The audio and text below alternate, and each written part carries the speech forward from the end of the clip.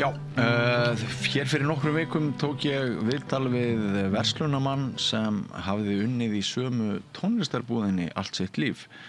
Mér var hugsað til trygglyndis sumra gagnvart eigin iðnstarfi eða vinnustað og til dæmis mín saga hefur verið alveg gjörólík. Ég held að fjölmiðlarnir sem ég hef starfað á séu 14 og flestir hafa nú farið á hausinn eins og gengur hér í þeim heimi sem að skekur blaðamennskuna í okkar fámenna landi.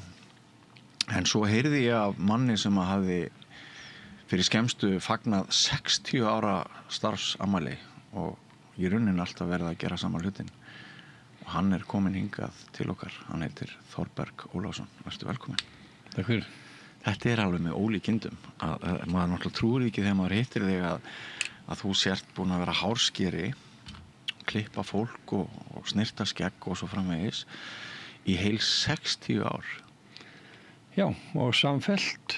Alveg samfellt. Ekkert hoppað í neitt annað starf. Nei. Nema kannski aukið við, tekið stundu svona helgar í upphafið þegar maður var að hefja starfið og koma sér fyrir og þá bætti maður stundum helgona við og við hjónin. Kona mín hárgreiðslumeistari líka og við fórum út á land. Margrét Jóna Halldórsdóttir. Já. Hún á 59 ára starfsafmæli núna og ennað með mér á stofunni. Þið eruð ótrúleg. Já, þetta familíufyrirtæki, búin að vera það síðan 2000. Já. Þá átti fyrirtæki fyrir og breytti svolítið rekstrarforminu og kona mín Margrét sem hafði unnið á Hótel Sögu í 14 ár sem hárgreiðslumeistari. Hún færði sig yfir til mín og sonar mín sem kom þá inn í starfið líka, Elmar, nýútskrifaður sem hárskeri og síðan við búin að reka þetta sem fjölskyldufyrirtæki og gengið ágætlega pluss 1, 2, 3 starfsmenn til viðbótar svona, eftir álagstímum. Þegar nefnir að kona hennar hafi unnið á Sögu, var hann að snirta hár gestana? Já, bæði og. Já, þetta var bara almenn stofa. Þetta náttúrulega mörgum hótelum þar sem maður kemur út í heimi. Víðast hvar, lagt upp úr því. Já. Og jafnvel hér líka, svona eftir sem við erum komið. Já. En ég man ekki eftir, þessi þjónusta enn í boði hér á einhverjum hótelum? En þá á Hótel Sögu til dæmis, já. Já, það þannig. Myndar hárgreiðslustofa þar hefur alltaf verið og hárgreiðslu og rakarastofa bæði þau. Já. Sko, ef mér skjöplast ekki ef þú átt 60 ára starfsafmæli, það þá ekki 65 sem að þú byrjar? Byrja að læra 1. nóvember 1965 þá byrja ég að læra á rakarastofunni í Sigurðar Ólafssonar í Eimskipafélagshúsinu sem var þá. Já. Stofa sem var stofnuð þar 1923, fyrsta fyrirtækið og fyrsta möblan sem var borin inn í það hús, það var rakarastóll. Strax við opnum á því húsi og þannig vildum til þá að afi minn Sigfús Elíasson, síðar rithöfundur og skáld, að hann var fyrsti nemandinn þarna hjá Sigurði Heitnum Ólafssyni og bar þarna inn fyrsta stólinn. Þannig að saga á bak við það. Þar síðar verður tengdafæðir hans, Trausti Thorberg, sem giftu þá móðursystur minni. Hann fer það líka inn og lærið þarna frá 1944 til 48. Starfaði nú við það alltaf öðru hvoru, nánast alla tíð, hann Trausti, sem hlutastarf. Var annars tónlistarmaður og spilaði með KK61 og svona gítarleikari og með ljósmyndaverslun fótóhúsi í Bankastræti. Ég var svona eldri borgarar myndu kannski þekkja til þessara manna eitthvað söguna, þá liggur þetta svona. Síðan kem ég þarna sem þriðji úr ættinni og læra á saumastofu í 4 ár og bætti við 3. Það var mjög gott að vinna þarna, þetta var stór stofa, þekkt á landsvísu. Ein af þeim fáu sem að lifði vel af síðahárs tímabilið sem var nú handa 68 til 73. Þegar þú nefnir það, ég var einmitt að hugsa þegar ég var að svona renna yfir efnistökin í þessu viðtali, hvernig ég ætti að nálgast þig í gærkvöldi áður en ég fór að sofa. Þá fór ég að velta því fyrir mér sko hvort þú hefur ekki verið svolítið óheppinn með árin þarna skömmu eftir að þú byrjar að klippa. Þegar einmitt síðahárið, bítlamenningin og blómabyltingin kemur yfir, fóru kallar nokkuð í klippingu mánuðum saman? Já, öll aldurskeið kom bara talsvert sjaldnar, jú, en öðru hvoru. Ungir drengir miklu síður vegna þess að það mátti varla hreyfa við hárinn á þeim eða klippa á neitt. Miðaldra menn og eldri þeir, hún laga sig til öðru hvoru. En stofan, eins og ég sagði á það, hún var stór og fjölmenn og þekkt á landsvísu og það voru mikil viðskipti þarna. En hún fór niður í það að við urðum 3 starfsmenn tíma og þetta var algengt vegna tískunnar. Já, vegna þess að það var sítt hár, já, það dró bara saman og miðaldra og eldri menn létu klippa sig sjaldnar eða snirta sig og hérna. Aflabrestur í hafi? Já, það var alveg orðað þannig, það er áþekkt og hérna skal ég segja. Þetta var bara svona og tíma, eins og ég segi, þetta var á árunum, ég byrjaði 65, þetta byrjaði eiginlega árið 67, 68, þannig ég lendi í þessu tímabili sem það er hvað vest, sko. En við lifðum þetta af, þarna. Og enn ertu af. Og ég, eins og ég sagði áðan, ég bætti við mig, svona helgavinnu og aukavinnu, fór út á land, ég setti upp stofu í Grindavík og hérna. Í 5 ár var ég þar svona á 50 hverja helgi og mikið að gera þar á vertíð.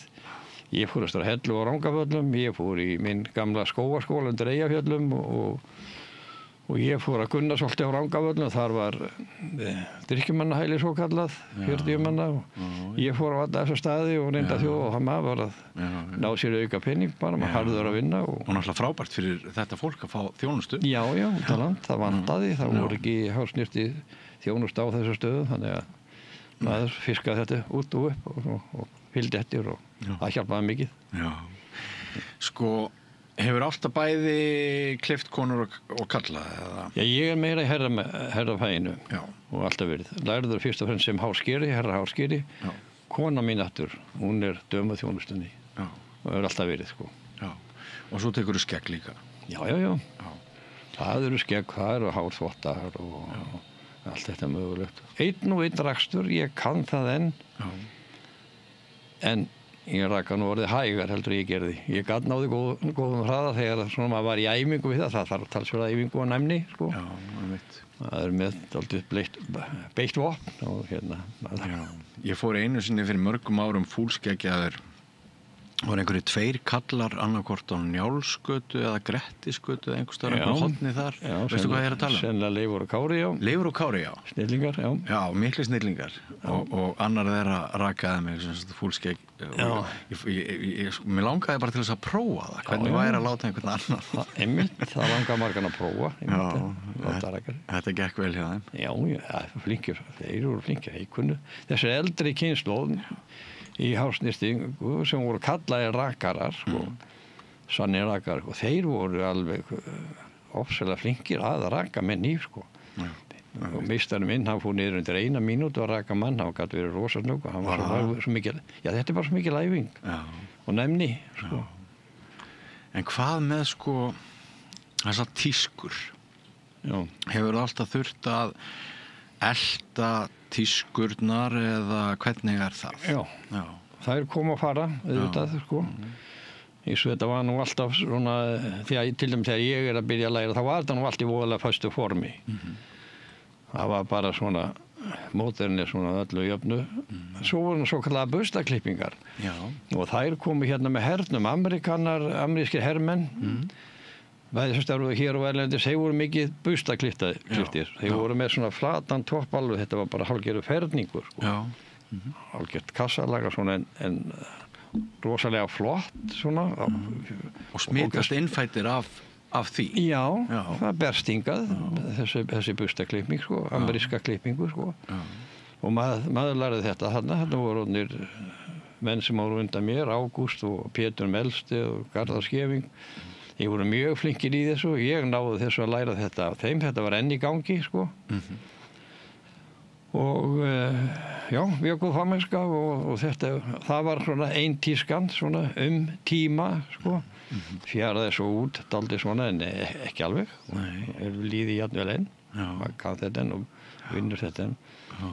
Nú, svo verður sítt hár, og svo kemur aftur millisíkt og snirtilegt og veltilklift og svo lýsla. Og svo fyrir þetta aftur orðið kannski eins og þetta núna dálítið ríkjandi snorklípinga bara hreinlega, mjög stutt og með kambi og yfir og svona því miður sem mér finnst nú ekki faglegt en þetta er tíska og hún gengur yfir vantilega og eitthvað kemur annað aftur vonandi fyrir sinna. Finnst þér að hár sé höfuð prýði? Já, það er það, sannarlega sko. Maður sér ekki annað sem fagmaður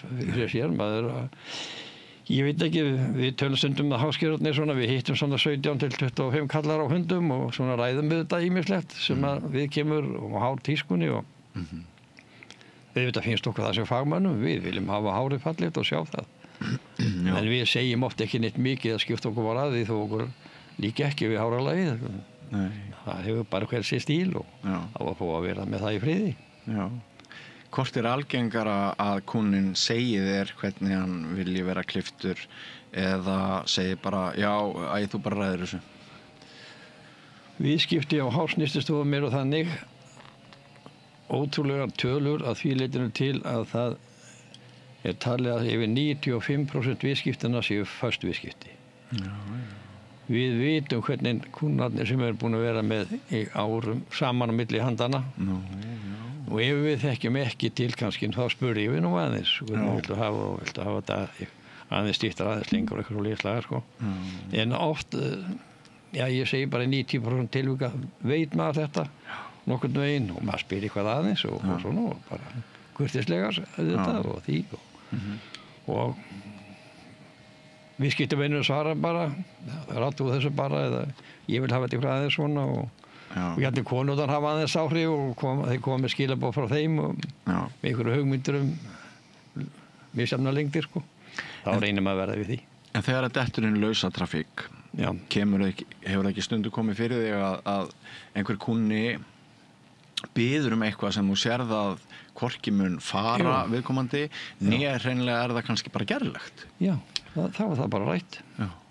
Þá var það bara rætt svona og maður gefur ráð og reynir að koma sem skilja hann og koma sem næst hans hug og þjónast eftir megni og stundum það hægt og stundum ekki og þá skýrir maður bara það út og það verður bara niðurstaða. En hefur þér stundum liðið eins og stór slys færi úr stólnum þínum og þú fékkst ekkert að gert, það var bara þú þurftir að gera vilja? Mjög sjaldan, ef nokkuð tíma. Ég eiginlega minnist... Nei, ekkert stórslys. Nei, ekkert stórslys, bara svona smáslys. Já, það er eitthvað svona kannski öðru seldan á að vera. Sára fáum tilfellum að kunni færi út í óvindi. Það er mjög sjaldgætt. Já. Ég er að tala ef kunnin biður eitthvað og þú veist að það virkar ekki en þú verður að gera vilja hans og svo horfur þú bara eftir stórslysinu. Já.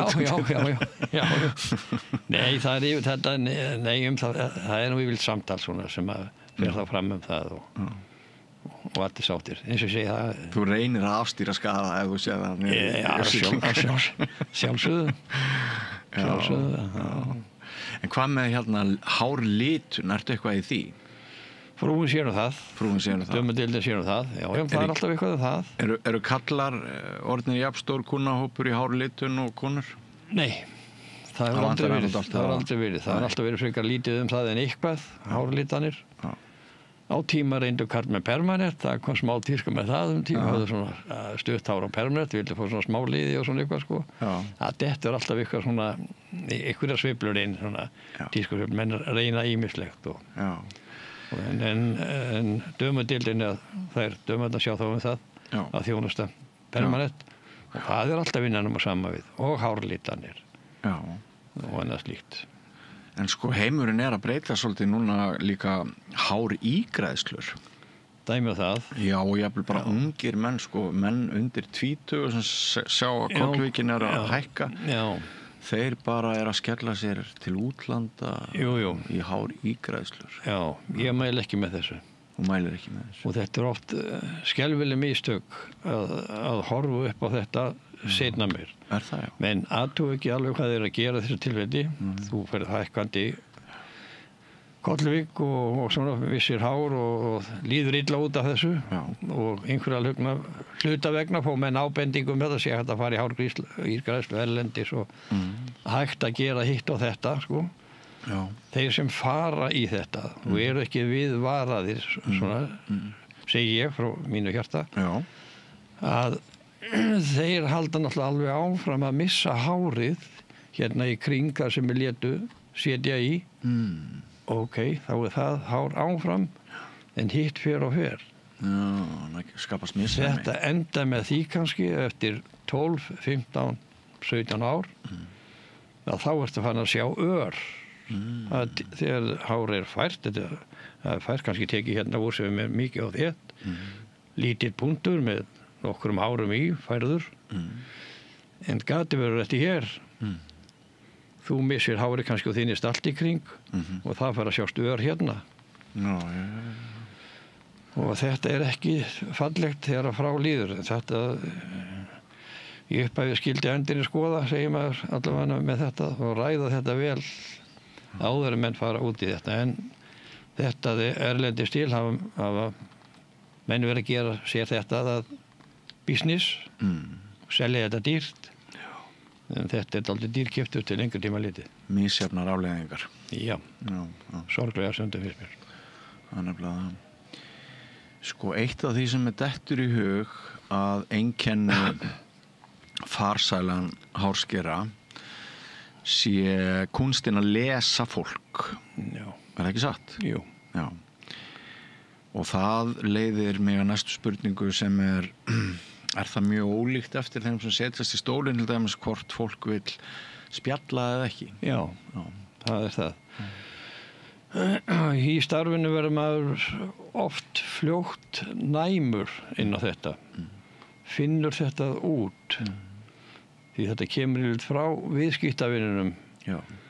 Hvernig hann bregst við þegar hann kemur inn. Svona hans taktar.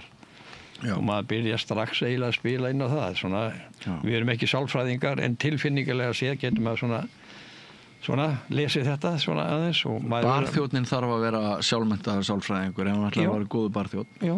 Og það er kannski eins með þeim og fylgir sjálfsagt flestum störfum, það er ekki það. Mörgum. Já, en við svona sem fáum x marga inn á stofuna á dag, dálítinn fjölda og svona. Já. Þá þarf það að vera svona svolítið næmur á þetta. Já. Og maður verður það, meðvitað og ómeðvitað. Já. Næmur á þetta, að lesa þetta svona sálinnar eitthvað svo litlega. Suma þá ef þeir eru svona eitthvað í stuði þá tekur maður það bara strax og bara reynir að vera svolítið leikari og leika undir það og svona bara eftir því sem maður bara getur, sko. Og hina lætur maður í friði. Þangað til þeir kannski byrja svona að tjá sig og eitthvað litlega og þá bara hefja samræður. Maður verður bara að ganga þessa línu, sko. Það er oft næmni, svona leikni svolítið, en það er alltaf í góðu. En eins og segi, maður lætur þá í friði sem maður finnur að vilja vera í friði og njóta þjónustunnar bara eða lesa blaða meðan. Þöglir. Já. Eru þeir færri heldur en hinn sem spjalla? Já. Sérstaklega því að þú ert með svo mikið fastakonahóp, það náttúrulega. Ég held að þannig að við Íslendingar yfirleitt, mér hefur sýnst það á þessum árum og þess skurði þjóðfélagsins, sko, að menn séu nú frekar opnir og bara félagslindir og svona lifandi. Já. Ekki margir svona sem var svona persónur sem manni finnst að séu lokaðar í sjálfu sér, sko. Alltaf vinnarum, allavega, en að öllu jöfnu. Líflegt fólk og vill samræðu svona, og vill tjá sig og sumum tilfellum það eins og sé þannig, menn vilja fá bara útrás og ryðja í mann upplýsingum og sumir bara láta allt flakka. Já, og þá er maður sko viðbúinn. Já. Ég ekkert annað. Hefur stundum fengið eitthvað þekkt fólk til þín sem að hefur svona að segja má ljóstrað upp einhverjum ríkisleindarmálum í stólnum? Já. Og það jafnvel oftar en ekki, sko. Já. Og þá verður maður að kunna meta það að þegja á réttum stöðum, að láta ekki fara lengra. Já. Vegna þess að stundum hefur maður haft á tilfinninguna að menn sé að segja manni meira heldur en eigi að segja. Já, einmitt. Af því að stundum talaði það að sögur fari í gegnum rakarastofur og fari út á markaðinn, eitthvað svona. Já. En hérna, og gæti ekki að sér og ég reykja mig á það og þá hugsa maður, já, þetta er komið til mín, það fyrir ekki lengra. Einmitt. Já, þetta oft verður ekki á öðru hvoru. Já, verður þess að var. Já. En það er kannski ákveðin hætta á næsti kunni í næsta stól. Já. Heyri eitthvað viðkvæmt. Það er nefnilega stundum þannig, maður bankar í hérna. Já, til að gefa merki. Já. Það er svona, ef maður kveikir að maður verður að vera stundum næmur þetta þegar að umræðan fer út í svona viðkvæmt umræðum. Það kemur fyrir. Já. Ekki algengt, en þessi tengsl sem er á milli þín og kunnans, hefur orðið einhver breyting, svona samskipta breyting, eða eru hættir okkar þeir sömu og fyrir 60 árum þegar við göngum inn á rakarastofu? Eru tengslin grennri í dag, voru þau dýpri áður þegar við vorum færri og einangraðri, eða hvernig er það? Sko, talandi vinskap og viðskipta vinskap, þetta liggur mjög náið fyrir manni og nærri. Það verða mjög góð tengsl þegar menn fara að kynnast og viðskiptavinur kynnast fyrst og vera að koma oftar og ég tala ekki í gegnum mörg ár, jafnvel 20 ára. Það voru náttúrulega orðið vinskapur, vina tengsl og viðskiptavina tengsl og þau verða rík og sterk. Og þau verða ríkar og sterkar eftir því sem á líður, skilur við. En svona kannski framan á og í upphafi með maður þekki náttúrulega viðkomandi svona óskup lítið og þá finnum maður kannski minna fyrir þessu. En þetta skapast og ávinnst með árunum. Og hérna, ég merki það ekki beinlínis að það hefur verið neitt minna á það, sko. Maður veldur oft fyrir sér orðinu vinskapur og vinir. Það er djúpstætt, sko. Horfum oft svona hugsa til manna og eldri manna upp í sveit á sínum tíma þegar maður var alast upp þar. Þetta var eitthvað svo einlægur og djúpur vinskapur á milli manna og bænda, svona. Og hérna, svo fannst maður kannski annar vinskapur, sko, geta líka verið, það var svona fjær, þú varst ekki mikill vinur en þú varst vinur samt og ég reyndi á, þá komst og hjálpaðir og eitthvað svo litla. En þessi vinskapur, hann er alltaf til staðar og í þessu starfi verður hann mjög náinn og nánari eftir því svona sem að bara kynnist betur og lengur og allt það. En sá sem kemur í fyrsta skipti, sko, manni dettur í hug að hann sé síður móttækilegur kannski fyrir tengslum út af þessu fyrir bara hér. Já. Að hann vilji kannski bara vera í símanum og með og klippir hann og svona gefur lítinn sjens á sér. Já. Er eitthvað til í því? Nei. Að fara að fela sig á bakur síman. Já. Fær hann það ekki? Tekur bara síman á þeim? Jú. Frjálst eða vill. Já. En það er voða frekar sjaldgæft. Ég skal ekki segja með unga fólki, það sé svona með þeir að bíða eftir meðan einhver litunir að ganga gegn í hárun eitthvað leiðislega og fær tíma, þá er það bara sérst að lesa bók og þú fær frið með það. En þetta er ekki þannig, nei, og minna það að menn sé að lesa blað í stólnum heldur en var og svona, menn eru bara upplifa og spjalla, sko. Það kemur fyrir og menn grípa síman eitthvað þess og vilja fá að svara eitthvað ringingu og svona en það er ekkert sem bagar mann í vinnunni og ekkert mikið það en kemur fyrir. Þá dettur mér í hug, sko, að þarna séu enn eitthvað sem við getum kallað helgvé að hérna stundin hjá rakaranum, hárskeiranum, klipparanum, hún sé ennþá helg hvað það varðar að þá noti kúnninn tækifæri til þess að sleppa frá áreitinu sem að fylgir nýju tækninni. Þetta er heilög stund og upplifun í sumum tilfellum. Getur maður sagt. Já, er það ekki? Jú. Já, það er gott að það hefur ekki breyst, sko. Nei, ég myndi segja það. Lægi þannig. Ég náttúrulega sko mörg okkar upplifa svona aðeins meiri fjarlægð og aðeins ópersónulegri nálgun í kimum sem áður kannski voru með öðrum hætti að manni finnst eins og maður kannski bara rausa eins og gamall kall öskrandi upp í skýin ég veit það ekki Þetta rétt hjá þér og ég hef gegnum tíðina hérna ég sýnt aldrei mikið íþróttastarfi minna núna í seinni tíð Varst ekki stjórnarmaður í Val lengi? Já, og hérna skal ég segja þér þetta verið var við hjá unga fólkinu að til dæmis ég lenti með ferðahóp núna ekki alveg fyrir ans löngu síðan og hérna og þá var við það þegar leikurinn var búinn og þeir voru komnir á sinn stað á leiðinni heim allir konur í símann og hérna og þá fannst maður einhvern veginn að vantaði þetta samtal milli liðsins tala leikinn og eitthvað eftir leikinn þetta var alltaf hérna fyrir árum ég nú kemur nú 1980 inn í íþróttastarfi 79 fyrst sem hann stjórnarmaður og viðriðin Val og ferðast mikið með leikmannunum hérlendis og erlendis þá var síminn ekki til staðar þessi þá var miklu meira svona spjall íþróttinar gerðu upp leikinn í samtali á eftir og hver skildi stefna og ég held að þeir sem vinir hafi náð svona betur saman fyrir bragðið í félagsstarfinu þannig að þessu leyti til kannski truflar síminn eða klippir á þetta dálítið eða slítur sundur Varstu á tímum mulningsvélarinnar svokölluðu? Já, ég kem þarna inn í restinni, ég var stjórnarmaður í hanglaðisdeild Vals í 9 ár og 1 ár hérna á hanglaðisráði Reykjavíkur og þetta var bara skemmtilegur tími, ég var ekkert leikmaður, ég var bara stjórnarmaður og ferðaðist með þeim, vitt og breytt. Ótrúlega tímabil. Já, skemmtilegt, skemmtilegt. Ég hafði verið knattspyrnumaður áður og yngri flokkum í Val og svo bara gegnum tengslinn þróast þetta í stjórnarstöður í hanglaðisdeildinni. Þú fórst einhvern tímann í keppnisferðalag til Sovétríkjanna með Val og lentir í einhverjum vandræðum. Þú ert búin að heyra fá góðar upplýsingar ég. Já, viltu segja okkur aðeins frá því? Í stuttu máli? Já, við fórum hérna í æfingaferð, keppnisferð, Valsmenn.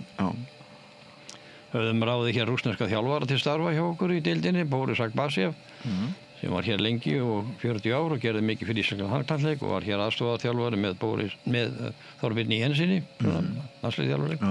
En hann bauð þarna upp á það að færum í æfingaferð til Moskvu og tækjum þátt í mótið þar sem við gerðum í Moskvu og fórum svo þeirra Svartahafi líka.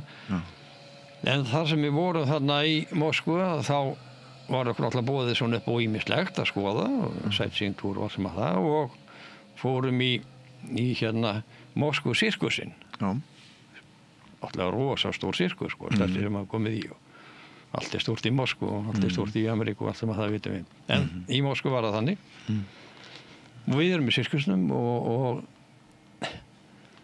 þegar við stöndum upp í hlénu svona og labba fram og út á gríðastóra svali fyrir utan svona sem fólk var á hlénu sko. Þá mér lítið svona bara svona yfir og þá sé ég svona svip sem ég kannast við 15-20 metra fjarlægð ég fatta það strax að þetta kunningi minn frá Íslandi og ég segi við strákana sem vorum sátum hann í 2 röðum svona bara allir í hóp og svo ég segi bara þannig Lúðvík Jósefsson nú, hvað séu það hann segi já, hann þarna að fara hann út úr bekknum á undan okkur og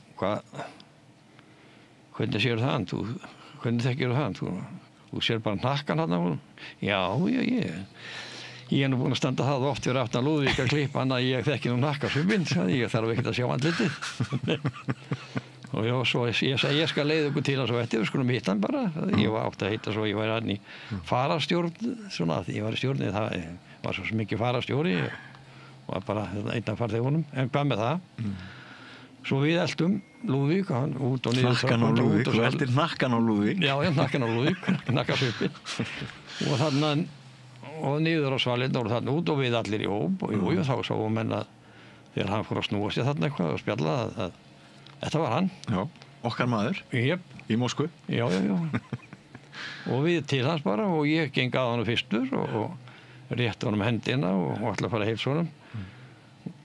Hann tíkir á stundinni og hendur aftur fyrir bak. Þeir heldur að drepa hann, eða? Já. Og og drengirnir í kringum mig, þeir svo sem skildi ekki þessu upp og en þá leiðir eftir Lúðvík þetta strax, sko, með einhvern þeim orðum að gera þeim skiljanlegt að láta mig vera, sko. Talaði hann rússnesku? Nei. Já, ég man það nú ekki. Jú, hann var einhvern komað því til skila. Þá voru þetta lífverðir hans, 4 hraustleikar menn sem voru svona við bara snöggir, sko, að bara þeim leiður rétt honum hendur alltaf heilsónum. Þá var hún bara gripin og en það tók bara 5-7 sekúndur og svo maður með sleppt og allt í góðu og svona 4 ungi menn eftir og lífverðars og við Lúðvík náttúrulega reyndum þetta svo eftir þegar við komum heim og ég klippti hann seinna og skemmtileg uppákoma svona bara sjálf og sér en maður bara á nú aðeins svona eigna blik en Þessi saga hefur ekki verið færið til bókar í íslenski stjórnmálasögu, það? Ekki svo ég viti til. Nei, en við Lúðvík, við mittum sér rátt, hann var góðu vinur minna Lúðvík, ég rek nú ætti mínu aðeins austur og ég kynntist þessum gömlu góðu alþingismönnum alveg rosalega vel og þjónustaði þá. Lúðvík og Ingvar J. Gíslason, síðan menntamálaráða, Eysteinn Jónsson, þetta voru, þegar ég var þannig á Ragnarssoni í Eimskipanni í þessi 7 ár, þessi menn kom allir þangað. Þetta voru miðborgarmenn og þannig í Alþingi og svona og margir fleiri heldur þeir alþingismenn og minnistæðir karakter sem maður þjónustar sinni. Já. Sumir segja að fjölmiðlamenn hafi bara áhuga á öðru fjölmiðlafólki. Ég nú ekki þeirra gerðar. Nei, ekki heldur það. En eru einhverjir svona þekktir, látnir fjölmiðlamenn sem hafa verið í þínum höndum? Já. Ég var náttúrulega með stofuna þarna í Þónokkum borg á, sko, í gamla sjónarshúsinu, sko. Já. Þeir komu bara, flestir allir til okkar. Já, komu bara eiginlega allir. Markus Örn, Ólafur Ragnarsson. Já, Eiður Guðnason. Við vorum að horfa á þínar klippingar daglega á þess átt okkur á því. Já. Í sjónvarpinu. Já. Og það svona enn, við höldum allir sem unnum í gamla sjónarshúsinu þarna. Já. Laugu 176. Við höldum allir félagskap, sko, borðum saman hérna inn í Þróttarheimili, Gunnar Baldursson þar, fremstur flokki heldur hópna saman og við erum hérna 17-20 kallar sem borðum hérna 8 sinnum ári, einu sinni í mánuði í vetrartíman og þarna hitti maður þessu gömlu góðu, Ólafur Sigurðsson fréttamaður og nú þekkir hann og Markus Örn kemur hérna, hann nú svona fjölskylduvinur minn eða okkar og vinur bróður míns í framanna hérna langa tíð.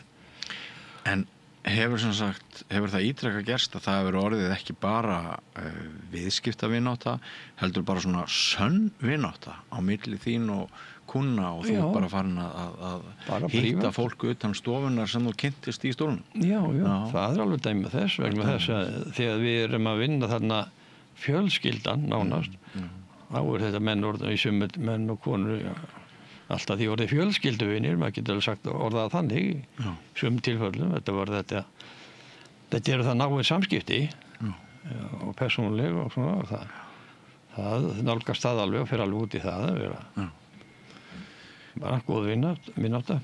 Klipptur Jónas Kristjánsson, ritstjóri á DVF? Ó já. Þú klipptir hann? Við vorum góði félagar, ég klippti hann Jónas í yfir 40 ár. Í yfir 40 ár? Og þau Kristín voru viðskiptavinir hjá okkur. Sko, hann framöndir lok og það það hæfi og já, við kynntumst vel.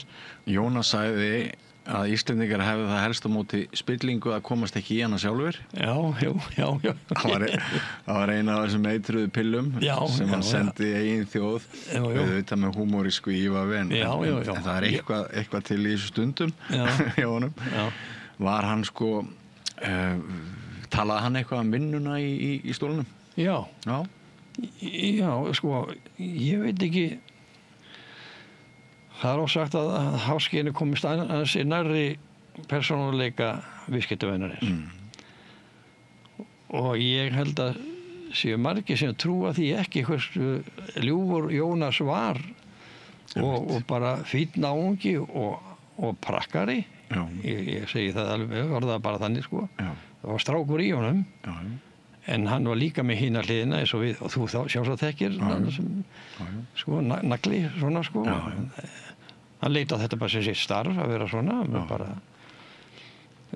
lék það stundum svolítið líka, en hann hafði gaman, hann var húmóriskur, hafði gaman að mörgu og hann hafði svo sem gaman að þessi mér, af því ég hafði verið í sveit og var kunnur sveitastörfum og svona, og við veitum hvernig hann var stundum svona í bændurnar. Skrifum sveitir landsins og bændurnar, þeir framsóknarmenn náttúrulega bara lögðu fæð á hann hérna árum saman og íslenski bændur. Já, hann gaf þeim líka hressilega inn og fengum bara sín skamt hjá honum.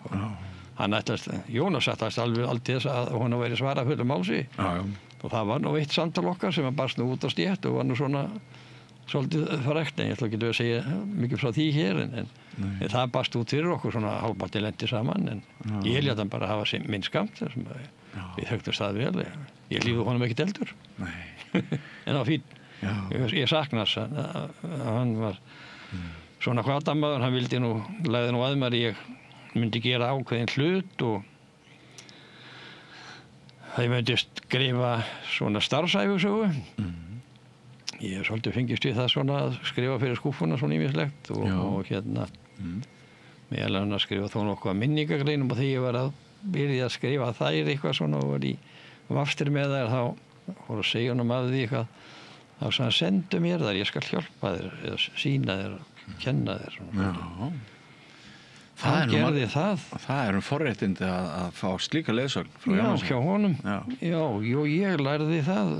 Hafðu greinarskil og hafðu setningarna stuttar og notaðu punkta og komur jafnvel meira heldur en að þið finnst þurfa og svona ýmsar ábendingar svona sem hjálpaði. Ég held að sé kannski engin blaðamaður sem hefur lagt mikið upp úr góðum fréttastíl og knöppum og skýrum og Jónas. Já, og hafi ekki greinarnar of langar manni og eitthvað svona lagað sko. Og ég hef reynt þetta allt sem mér finnst ég lærði af honum. Hyggstalaust. Alltaf svona smátt og smátt. Ég fór aldrei neitt í námskeið til hans út í háskólan eins og þess að því miður en það var ekki á því. En hann hvatti mig svona til þess að skrifa meira á svoleiðis lagað en nú er hann fallið frá og hvattinn ég veit ekki hvað maður gerir. En ertu með drög að þessari starfsæfisögu sem hann stakk upp á? Já, ég hef skrifað ýmislegt niður og ýmislegt í skúfunni og svo man ég og kannuð við það. Alveg hreint. Það er maður á sem dagana drifið í þessu starfi, það er fjölbreytilegt, félagslegt og maður hittir x marga á dag eða viku eða mánuð, hvernig maður orða það. Maður veit ýmislegt og svona og getur lagt út hérna á spaugilegan hátt. Þetta nærir þig enn andlega og félagslega? Já, sannarlega. Já, að hitta fólkið í stofunum. Ég hef aldrei kvíðið því neitt að mæta í vinnu og ég reyni að vera mæta stundvíslega og hafa góða viðvöru sko. Og gefa mig tíma allan sem að þarf í þetta. Tek mér vísu mín frí eins og bara gerist og gengur. Nei, nú ekki alltaf fullu sumarfrí að sumri til en maður svona týna það út yfir árið og þannig vinnuna hef ég og hún næri mig vel. Já, mér líkar vel í þessu starfi. Þetta er skemmtilega starfi, ég sé aldrei eftir að hafa farið í það. En ef ég á skjóta inn í að þá verða þannig að fyrstu hugmyndir mínar eftir ég útskrifaði sem gagnfræðingur frá Skógaskóla undir Eyjafjöllum að það var í ykkur þetta vegna ég var búinn að vinna þarna sumarið 62 áður hérna í Reykjavík reyndar þá var ég búinn að grípa þá hugmyndi hún að ég vildi vera barþjónn. Já. Leit svo sem ekki Sálfræðingurinn í þér? Já, eitthvað svona þjónustu línu starf. Það var eitthvað ríkjandi í mér svona og ég hafði kynnst strákum svona kringum knattspyrnuna og svo lagað og þjónar og svona og þá voru þjónarnir í smoking skilur við sko á börunum, barþjónar. Mér fannst þetta rosalega flott. Og sama tíma ég hafði unnið í Herradel Pjó og selja föt og þá þetta stakk þetta mig eitthvað rosalega býtti okkur ekki fara bara í smoking og fara bara inn á bar og vinna. En faðir minn, hann var nú svona átti hann til að taka svona á því aðeins svona eins og gerist og gengur og sínu félugum og og hans kom til mín allt í hans Þorberg vildi ekki frekar verða rakari, það snirtilega starf líka og fallegt og flott og eitthvað svona og annar vinnutími og nei, ég langaði eitthvað að prófa svona, var eitthvað búinn að leita fyrir mér út á Hótel Sögu þarna sko já, pabbi vissi eitthvað að því þá fór hann alveg að líði það mér óaðvitandi fór að tala við Pálmeistara í Eimskip Sigurðsson rakarameistara sem var jafnaldrans og vinur og spurði hann hvort hann vildi ekki taka mig í nám bjóðaði samning já. Páll var þannig gerður úr sveit sjálfur að það var eitthvað ríkjandi í þá að taka frekar stráka í nám sem var utan á landi já. Þetta var víðar já, það var í honum allavega þetta var víðar svona sko sveitakrakkarnir voru náttúrulega búnir að flestir búnir að þurfa að leggja á sig ákveðna vinnu já. Komin ykkur ægi og stjórnun og vinna svona sko ég var einhvern veginn svo endaði með að pabbi réði þessu eiginlega 17 ára gamall að ég kom þá vinnu utan á landi mitt og smíða vinnu hann sem ég var að vinna á Hellu svo var stað og þá var þetta þannig að þú fékkst reynslu tíma í náminu 3 mánuði sko og pabbi talaði mig inn á það að taka þessi 3 mánuði til reynslu svona og svo var hann alltaf að tala mig inn að þetta verið annar vinnutími og eitthvað svona skemmtilega starf allt sem að það og Páll að sækja á að lista á ágætlega að taka mig sem nema og það varð úr en seinna meir þá spurði ég pappa að því hvað lagður svona stíft að mér ég yrði rakar eitthvað mátti ekki vera barþjónn já ég taldi svona vissara svona að genónum kannski að það veri betra að hafa því hinum með við bóðsplötuna og kannski reyndist það alveg rétt já. Þannig að það er beint eða óbeint pappaðinum að þakka að ég er að tala við í hér 60 ára starfsamali sem rakari tvímælalaust og get ég nota þetta á börnin mín ef mér finnst að þau séu að villast eitthvað að leið og ég vilji að þau fari ákveðna götu að ég bara segja nei, bara hlýtu pappaðinum nei, ekki endilega, en það er hægt að leiða þau má þess að segja að hlýtum að fara akkurat eftir ég segja þetta er svona föðuleg umhyggja og lækni við að stjórna afkomandi sínum hlýtur að vera sem að ræður því, hafa áhrif á og hafa kannski mömmuna með í ráðum líka svona, það er hægt að fara lúsa bakvita ég er að grínast sko. ég veit það nú, ég ger mér aldrei skrín fyrir því en þetta er svona þetta aldrei sko og þannig, já, þetta var spennandi. Ég sé ekki eftir einustu mínútu, þetta var mjög gaman og ég ekki sagt það að það sá tími sem að koma upp núna í COVID-inu sko og lokað á okkur hérna stofunar í tvísa sinnum 6 vikur. Einmitt. Og þá var maður nú í sumarbústaði sem Dreyjafjöllum sem ég er með þar og eitthvað heima sko. Þá hugsaði með málið þannig býtu við þér er það þetta sem þú vilt hætta að vinna og svona fjarlæga starfið eitthvað frá liðslega ég get bara ekki hugsað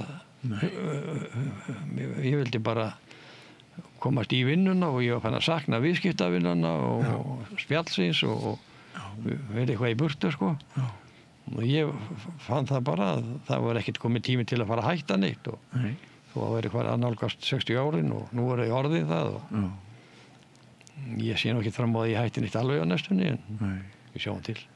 Þú hlýtur að vera einhvers staðar á milli 78 þessar ekki? Ég er nú að vera 78 ára núna í mars, já. 48 módel, gamli landróðurinn. Já. Og það hillir ekkert undir starfslokk á meðan þið líður svona? Nei. Tröstur? Nei. Ég á mín drúgu viðskiptavinnum og... Hvar er stofan í dag? Laugu 178. Já. Ég er búinn að vera hérna við, fyrstu 7 árin var ég náttúrulega, ég er inni búinn að vera á launamarkaði síðan 1962. Fyrst í Herra del Pjó þarna eins og ég áður sagði þarna í Póstustræti 14. Síðan fór ég í námið, þá var það Póstustræti 2. Svo kem ég hingað upp á Laugaveg og kaupi hlut í Rakarastofu Vesturbæjar sem hét þá og Laugavegi 172 í Hekluhúsinu, gamla. voru þar í leiguhúsi fyrst sinn og svo var okkur sagt upp þar, þá fluttum við í gamla sjónvarshúsið, leigu 176 sem vorum í nokkur ár. Síðan leigu 178 sem við erum nú. En fyrst vorum við þar út á horninu í leiguplási. En svo eignuðust við húsnæði sem við erum í núna. Þannig ég er búin að vera hérna á leigu einu síðan 1972. Á svona eins og ég segi á stéttinni hérna á þessu svæði og það er alveg indælt maður. Ef fyrirtækið voru þekkt hérna á þessu svæði þannig að það skiptir óskaplega miklu máli með svona fyrirtæki, það viðkvæmt að flytja það, hingað og þangað og þú veist aldrei hvað þú lendir út af leiguhúsnæði. Þannig við erum búin að vera heppin með það að geta verið hérna á þessari línu. Þó í sitt hvoru húsin hafi verið tíma en þarna sem við erum núna erum við búin að vera í 25 ár, síðan 2000 sko. Í þessu plássi sem við erum í núna og þar áður vorum við búin að vera í húsinu frá 79. Þannig það góð viðvara á þeim stað. Og sagan ekki öll skrifuð enn? Nei, ekki alveg. Nei, sjá hvað líður sko.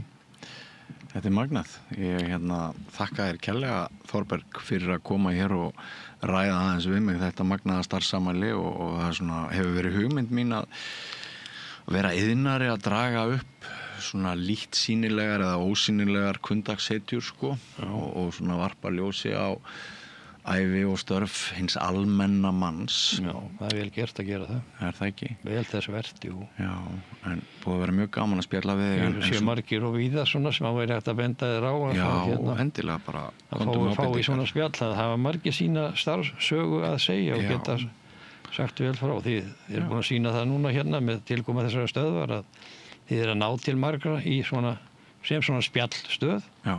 Ekki endilega alltaf pólitíska, það bara heilt liðin líka. Ég reynir nú bara að forðast pólitíkina. Sko. Já, þú gerir það, en aðrir svona, hafa það með, þetta allt saman, tala við fólk. Já, maður er náttúrulega samfélagspólitískur, en það eitthvað annað heldur en að vera eitthvað svona flokkspólitískur. Já. Það að gera, maður er alltaf eitthvað pólitískur, það bara... Annars verður maður bara einhver bjáni. Já, fylgjast, maður verður verið inn og ekki síst í þessu starfi, þá verður maður vera svo svolítið inn í að geta rappað meðlum á leiðinni sko. En mér finnst sko eins og þú núna, mér finnst þú víkka út þennan ramma sem að flestir fjölmiðlar hafa og bara rétt í lokin Þorberg áttu einhvern alnafn af því að maður náttúrulega Þorbergur þekkt nafn á Íslandi. Þorbergur og Þórbergur, Og Þórbergur, en Þorberg, ég þekki enga aðra. Nei, ég sennilega sá einu á Íslandi sem ber þetta nafn, sem fornafn. Þetta sem ég best veit. Þú ert einstæður? Já, að því leitinu til. Ég skýrður í höfuð og ömmu minni Þorbjörgu frá Efri-Valdamundur Eyjafjöllum, Bjarnadóttur. Og þá var þetta Þorberg bara. Síðan var annað frændi minn sem hét Guðjón Þorberg, hann fallinn frá. Hann bar þetta nafn líka, sko. Mér ekki kunnugt neitt sem ber núna, ég held ekki, samkvæmt Íslendingabók.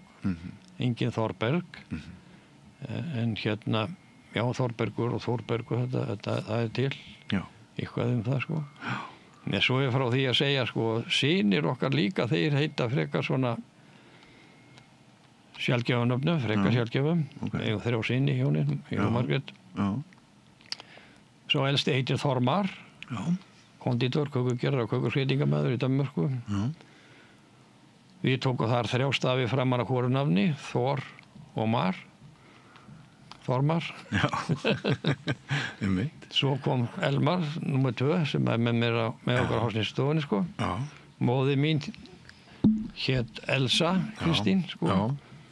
Og hún dó þegar ég var mjög ungur og þá var ég uppalinn hjá föður sem hét Margrét. Hann var skýrður í höfuðið þeim báðum Elmar. Svo fæddist 3. herramaðurinn sko.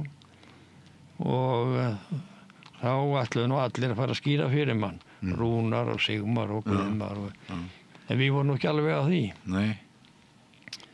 Svo kona var eitthvað með hann svona á brjósti held ég og eitthvað svo liðslega pínlítinn og spökulega hvað ættum að skýra hann og nú segi ég eitthvað svona Frey og Freyr og eitthvað.